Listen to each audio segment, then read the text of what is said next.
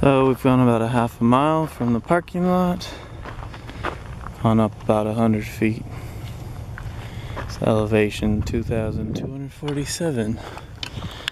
Now you're gonna make your way up here.